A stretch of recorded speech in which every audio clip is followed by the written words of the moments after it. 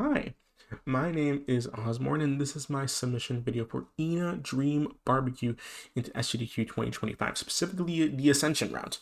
Now, you might have seen my other video where I explained the Purge event route. This game, we follow the titular character ENA in this first chapter of an episodic series. The other chapters have not released yet, but this first chapter has, and it's already a really well-fledged game with an incredible run. So the specific routes that we're going to, we can either ascend by finding attempting to find the lost witch in order to finish chapter 1, or we can do the purge event route. And so in this specific video, we're going to be seeing the ascension route that's a little bit longer and arguably a little bit tougher than the purge event route in certain senses, that there's just a lot more to do, but it has its own unique tricks and skips that we're going to be seeing. And so I'm very excited to be showing this off. I think it's amazing, silly block material, but of course I will let you be the judge, because we're in this very surreal but also very complex world. And so you're going to see what that means very quickly. Timing will begin not immediately upon entering this new file, but rather the moment that we fix the audio and brightness settings. In the other video, you might have seen me mention that we play on a specific seed. We only do that for that specific route. In this specific route, it actually doesn't matter really what seed that you play on. The reason I say that is because the two pieces of RNG that get affected by the seed you're on doesn't happen in this run. So time may be begun, and you're going to be seeing me immediately start to jump wherever I go. The reason being is because that's just going to be slightly faster than just walking straight forward. In certain cases, you might even be seeing me bunny hop, a very specific kind of bunny hopping in this game, but that can be a little bit inconsistent at times, so I opt sometimes not to do it unless there's like really clear space. And so right now we are skipping this initial cutscene into the hub, and where we get our assigned tasks to clear out the smoke. And right there is a clip where I just line myself up with a specific visual cue of my crosshair into the background, crouch, and then walk backwards into the wall. And with that specific line, you're able to just clip into the floor, skipping directly to the trash can that leads you to the Uncanny Valley. We're going to be doing another skip here. This skip is not present in the Purge event route, where we're going to be jumping over here into this next area. And we're going to be skipping pretty much the entire sequence that drives us towards the queen here. You want to be very careful where you line yourself up, because if you stand anywhere that isn't where I just stood right now, once you skip that cutscene, you will be essentially teleported back to the beginning of this spiral section where you have to walk towards the queen. And so we can talk to the queen here, but of course there's a small task we have to do beforehand. You can spam through her text. For some reason, this is a cutscene that we cannot skip entirely, but you can spam through parts of her text, thankfully. We're going to be bringing the queen back to her family by using the crane. This is a crane that affects things in real life, just like that. You just use the control keys, or the WASD keys, I should say, to control that arcade machine. Then we're going to reload the file in order to get teleported back to the beginning of the maze. And of course, the queen has already been put back to her family as well, taken out of that whole spiral section. So, with that being said, we are going to then kill the queen and her family, and then we are going to get to the wizard, who will give us our first tool that we're going to be needing for this run, known as the mannequin. And so, we're just going to be destroying the entire camp, and of course, the wizard will now give us the mannequin, because that is exactly what he wanted us to do. The Humanboard is also another name for it here. And so, we're going to be using this Humanboard. And how are we going to be doing this, or this mannequin, I should say? And how are we going to be doing this? How will this allow us to ascend? Well, the mannequin is known as the Humanboard, and so it's going to be acting like a board as well. And we're just going to plant him, and then he's going to stretch, like so. How else did you expect him to work, right? And so this is a weird tool to use, because the longer the distance between the longer distance that the Humanboard has to travel, the faster it moves.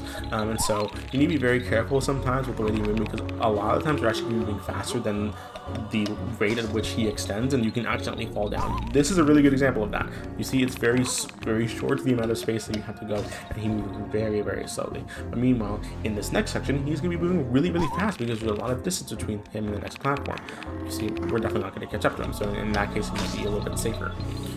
And we're going to essentially ascend, trying to find the lost witch, and we are going to get deeper and deeper into a snowstorm, and in the like heavier ends of the snowstorm, you're actually going to get pushed back by how heavy the winds are, and your movement will be like be pushed ever so slightly in the direction of the winds. And so we're gonna rise this spiral staircase. We're almost done with the specific parts of this route that will be like just towards Ascension, because after you ascend in both routes, you essentially have to go find the genie, which is the bathroom that you might have seen in the other run if you watched that one first. That bathroom is in fact called the genie, and in that we find the person who allows us to turn off the smoke in this land. Ignore that foreboding skull in the distance. He's nothing. Don't worry about it. And so, I think, I think he's just hanging there, you know. But yeah, we're gonna, one last usage of the Humanboard. We're gonna call him back just for fun, but we don't really need him from this point on. We're going to be talking to this guy right here. This animal will bite us and then swallow us whole, as such. And so, with that being said, we only have like this cutscene left, and then we're going to be going back into the genie portion. We're going to be doing one small thing different that I opt to do in the longer route of this run, purely for consistency's sake.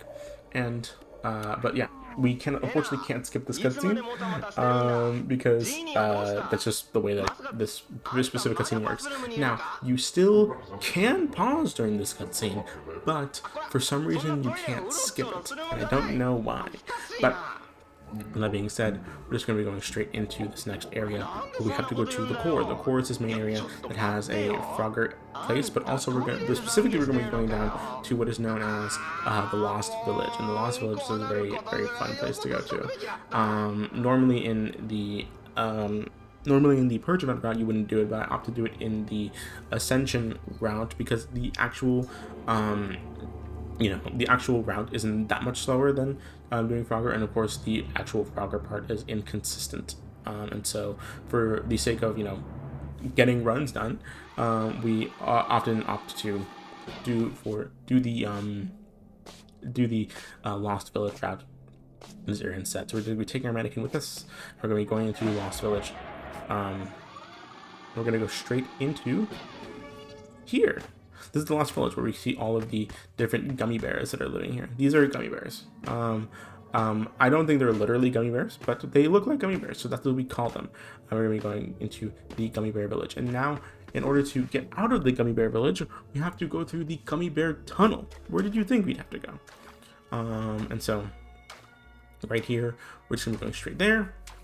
And of course, this is a nice section where most of it is like a movement optimization. So you're going to be seeing the time saves here, cutting corners as hard as we can, and making sure that our jumping is as consistent as possible. You can also like buffer your jumps ever so slightly when you bunny hop in this game, and so that's something that's really, really useful. But otherwise, we just need to make sure that we're as consistent as possible. We do need to talk to this broken mannequin, because that's just the route that you have to take when it comes to the Lost Village and the gummy bear tunnel. And so that's the smoke is in the way of our business. The smoke is in the way of our business. The smoke is in the way of our business because of course that's what we're here to do. We're here to get rid of the smoke and fight the final boss eventually. Not in this first chapter, at least. We're gonna grab this bottle. This is a bottle, and we're going to skip this cutscene really quickly, and then after this is pretty much all the routes that after this everything is the exact same, with the Purge event route. We're going to be talking to this pedestal, I should say, in order to clear out the fog. Like spamming E with our hands. Okay, perfect. Wonderful. And so right here we're going to be just waiting for this cutscene, and you have to look away from this in order for this door to show up. And of course now we have to leave the bathroom, because technically we're still in the bathroom the same way that we would enter in the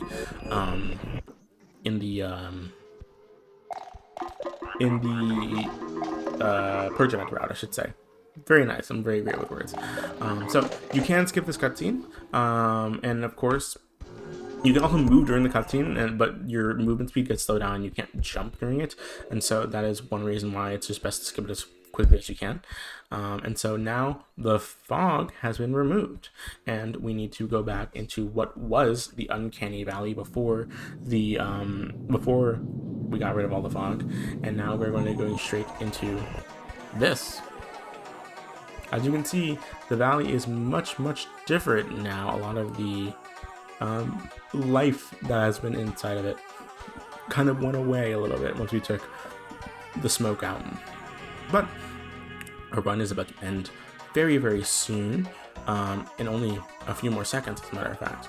And so we're going to be going straight here, and timing will end once we open the lonely door, which is the name of this chapter. When the door we go through, we're going to open it by talking to this guy right here. Perfect. And now, time. There we go. 9:36. Amazing time. And so yeah, that is the Ascension route for ENA Dream Barbecue. It is a episodic series that I think I'm very excited for, and I would probably do a lovely full game run once all the chapters are out. But with that being said, my name is Osborne. I really hope that y'all can consider this for 7th Mission Period, or for the new game Mission Period as it's now called.